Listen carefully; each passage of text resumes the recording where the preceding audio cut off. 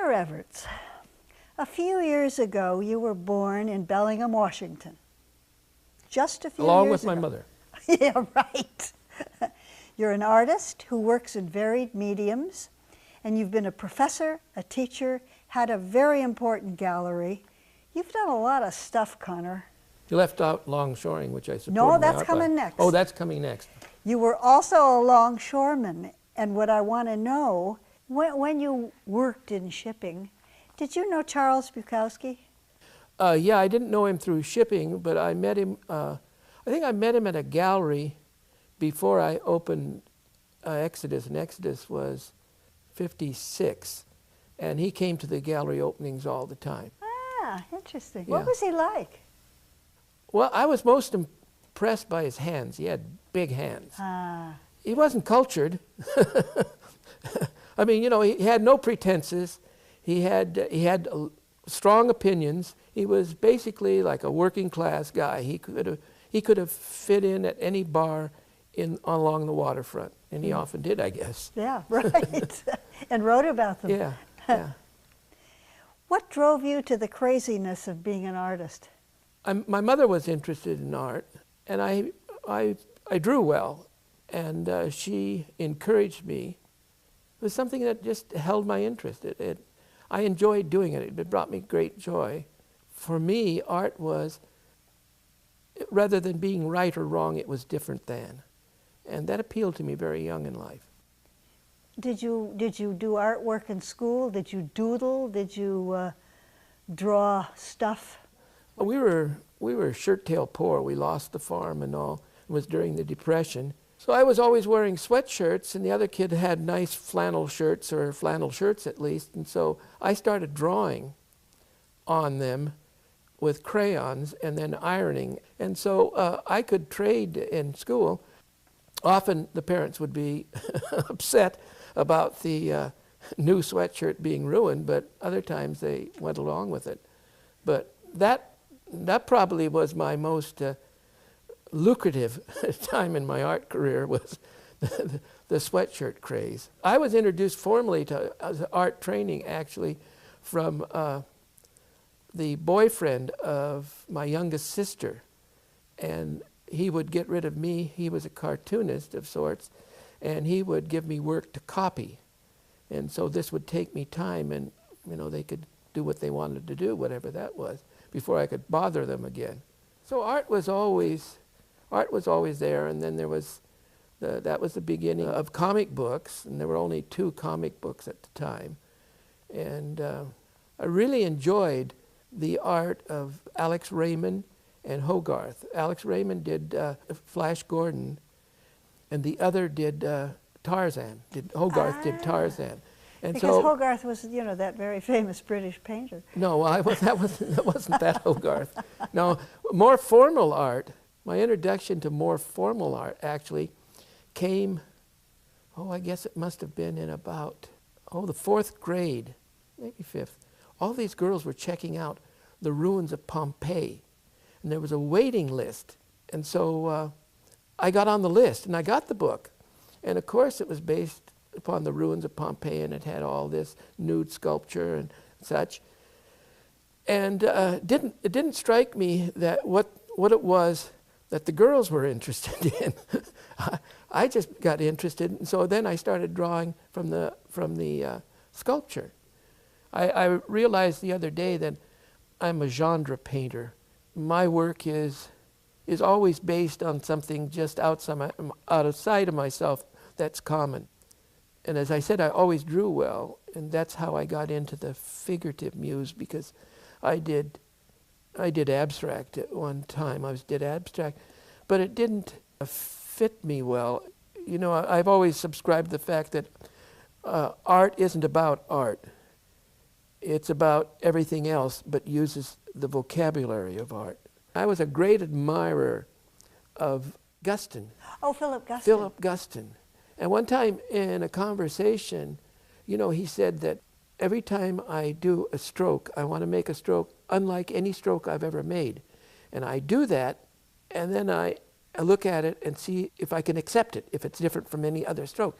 And I looked at that, you know, and I pictured his work, And I thought, Jesus, this not real. I mean, the marvelous thing about his thing, or this work, isn't at all dissimilar, you know? And then I realized later, when I was working, that I was looking at it, and my notion of difference was very broad, where his notion of difference was almost imperceivable. And I thought, and then when I went to see a show in San Francisco, there was a little old lady there, and she said, you know, I'm getting older, I'm 94, and so I always try to give myself a challenge. I try to look at something and understand something that I can't understand. And she said, I think it's keeping me young. And she said, but I'm going to go downstairs and look at the stuff I know I like. And I told her, I said, well, you know, people say, I don't know anything about art, but I know what I like. I said, I know a lot about art, but I only like what I like. You know, it doesn't mean you have to like everything, but you do have to be open. There also then, in 1957, you established Exodus Gallery in San Pedro, California. Which was 56. Was it 56? Yeah. Well, now this is a conflict now, because I read that in 57 it was the Exodus Gallery, but in 56 there was something called the Exodus Group. Yeah, it was the same thing. Well, we took the show right after it closed, or shortly after it closed. Where, at Ferris? It closed at Ferris, and just shortly after that, we took it down to because I wasn't sure of the to sequence. Exodus. Because at Ferris is when Wallace Berman had all that, you know, that he was busted. Yeah. For the pornography and eroticism or whatever the hell it was. Well, I've always been against censorship of ideas or censorship of people, or all of that. You know, I've been for the underdog, and so I couldn't sit still and, you know, not have it. We found the place we wanted in San Pedro. The location came because you found a space, because I wondered why a gallery, and of all places in that time, in San Pedro, California. The background of San Pedro was a union town. And then during the Depression, all of basically the stores like Sears and Penny's and all those stores determined that they were going to break the strike. And so what happened was, you know, it was a vital town. And the people, even though there wasn't a bridge, the people drove to Long Beach, because it was mostly a union town. It was very short-sighted. So the town died because those things never came back. We did collage shows, we did reject shows from the county museum, drawing shows when drawing wasn't considered. We were very active in kind of promoting the thing.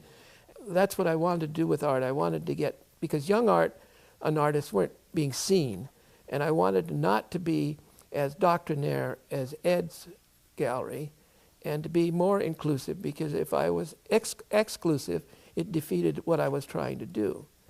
You founded something called the Los Angeles Printmaking Society. Yeah. Why? Well, you know, my proletarian part was that I thought that prints basically could be a way of people with lesser means to collect art. So it could be put on and not be so precious that it couldn't be put on the refrigerator. People would live with it and then maybe throw it away. You are a survivor of police brutality, and it resulted in severe injuries, several lawsuits, and a jury trial. You really had a first-hand look at the American justice system, didn't you? Yeah, well, I had it twice. I had that censorship trial, too. Oh, well, start with the first one. The first one was the police. I was teaching at Long Beach State, but this was the last night of the class. It had been a very good class. So the students wanted to go out and have a beer and all, because it was going to be the last time we were together. We were there like a neighborhood bar. It was quiet, it was a lot of fun, and then it was during the Vietnam War. And so these guys came in and were very aggressive and saying, why aren't you the war and everything? and all this, and there was started hassling Ralph Corners, and I knew he had a temper, because I used to make him angry.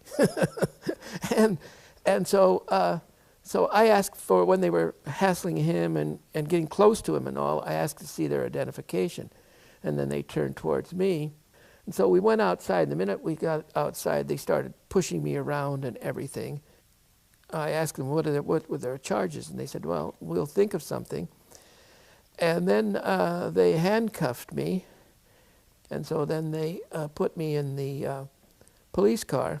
So I'm in the car behind the driver, and the guy would take the truncheon, and which is lead covered with leather with a loose handle, and with all of his might he'd go across my legs. And so I'd roll with the punch, and then he'd beat me across the back. At one point, you know, I was rolling and taking less of the blow, and they stopped the car, and the guy in the front seat turned around and put the truncheon across my nose and said, if you don't stop making it difficult, I'll lay your nose open across your face.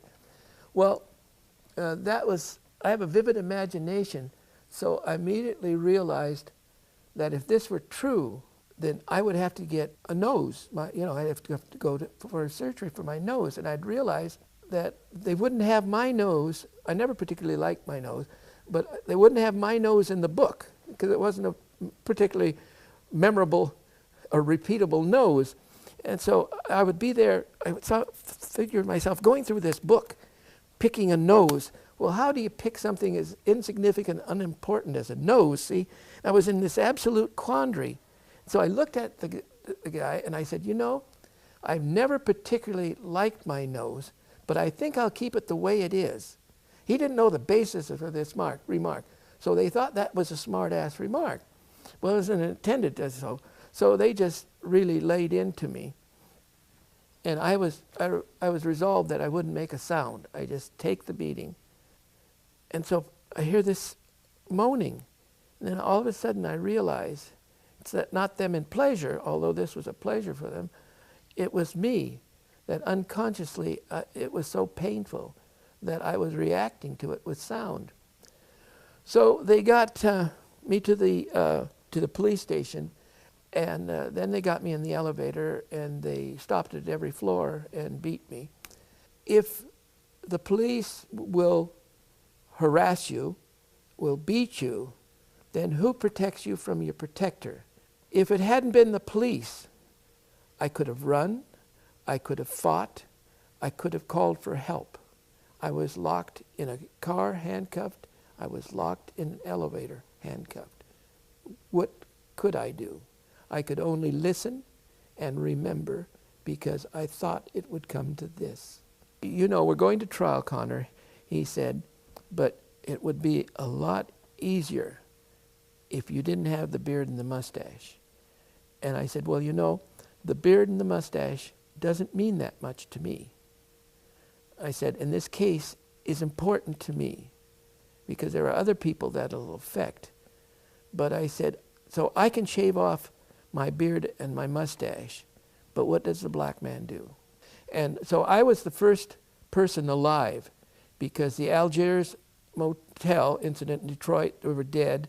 The, what was the name, Aluzzo case, the woman and the two boys that were killed in Mississippi, everybody was dead where this case was brought against people. They were dead, killed by the police? They were killed by the police, although the police were tried, but they all got off.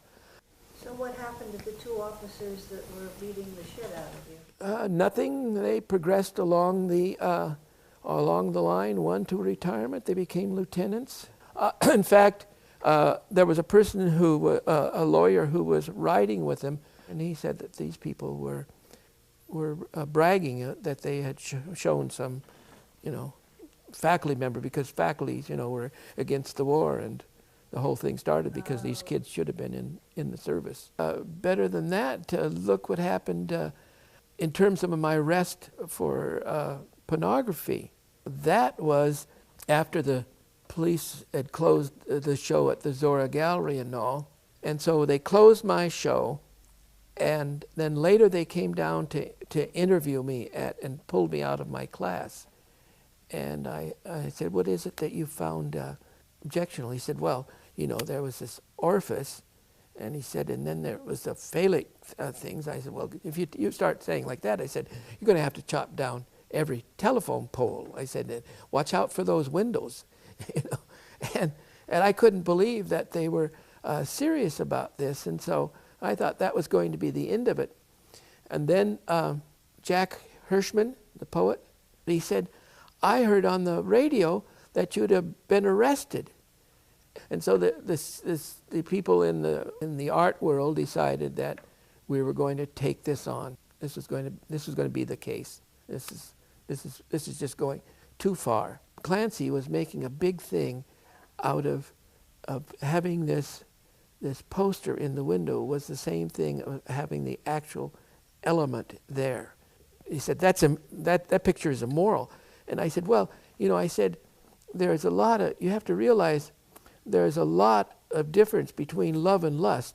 So at times they may assume the same physiological position. And then when he was talking about that power, and I said, well, you know, I said, what an artist does is not the object itself, but an abstraction. I said, it would be take something, say, like communion. I said, we take communion, and I said, but if you looked at it logically, you're eating Christ, you know, because the wafer, the body, and the blood, I said, that's cannibalism. And, you know, and I looked, and two women blanched, and I knew there were a couple of Catholics on the jury, and that we'd at least have them. Well, you know, when you do something you think is true, and by being true, beautiful, and then someone else sees it as filth, you kind of have to question, are you fooling yourself? I mean, if so many people see it differently than you see it, how clear are your eyes? When they reopened the show, it sold out. But one interesting thing was that a person came in. I was there, and I had brought some other work from that same period of drawings, and he wanted the work. So there it was. Just he tore up the piece after he broke the frame, and I was really upset about breaking the frame and the glass because it cost me money. And he tore up the thing and stormed out. That hurt. I mean, on one level, it wasn't bad that you would, with someone you'd anger. It was never my intention to anger people, but someone would be so angry that they'd spend good money, you know, representing a lot of work on the waterfront for me, and just to destroy it. You know, I thought that was bizarre. Now I'm working on a series that's called Disparate Parts.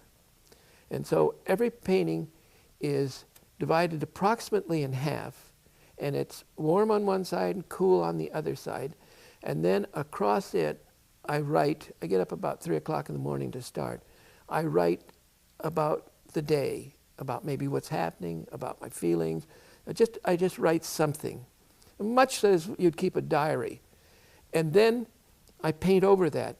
And then I start taking things that don't naturally go together, and I start either replicating them in terms of writing or introducing photographs, and then all flotsam. I have people sending me grocery lists from Denmark, all these different things that I can put in, stuff from Japan, stuff from China, from all over. The Oriental writing, is that authentic? Yeah, it's real. What does it say? The thing is, people got interested in reading it. Mm-hmm. And so I thought, well, what I'll do is basically incorporate it so it'll be different languages, so different people will come along and give it a different context if they can understand it. Mm-hmm. So I have a tendency not to translate, because then that defeats the whole purpose of it. Interesting. I sign everything Llewellyn D. Sims, because I never sign my work. Why did you start that? Well, because I was having a show, and like a museum show, and the person said, your work should be signed. And I was going home, I was walking, and I'm always looking down, and then all of a sudden I saw this bail release, and this guy was a scofflaw, and he had something like 246 parking violations. And so I copied his signature. Now I sometimes write it, or I sometimes letter it. So it's, I thought I should have a show called Alias. AKA.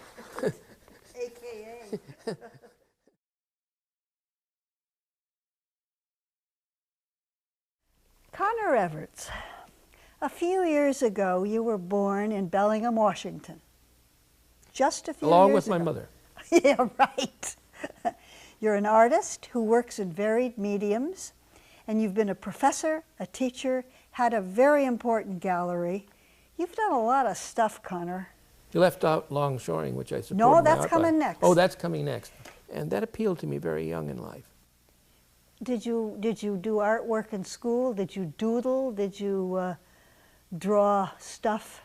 We were shirt-tail poor. We lost the farm and all. It was during the Depression. So I was always wearing sweatshirts, and the other kid had nice flannel shirts, or flannel shirts at least. And so I started drawing on them. Yeah. What drove you to the craziness of being an artist? My mother was interested in art, and I drew well, and she encouraged me. It was something that just held my interest. I enjoyed doing it. It brought me great joy. For me, art was, rather than being right or wrong, it was different than. You were also a longshoreman, and what I want to know, when you worked in shipping, did you know Charles Bukowski? Yeah, I didn't know him through shipping, but I met him, I think I met him at a gallery before I opened Exodus, and Exodus was 56, and he came to the gallery openings all the time. Ah, interesting. Yeah. What was he like? Well, I was most impressed by his hands. He had big hands. Ah. He wasn't cultured. I mean, you know, he had no pretenses. He had strong opinions. He was basically like a working class guy. He could have fit in at any bar along the waterfront, and he often did, I guess. Yeah, right. And wrote about them. Yeah.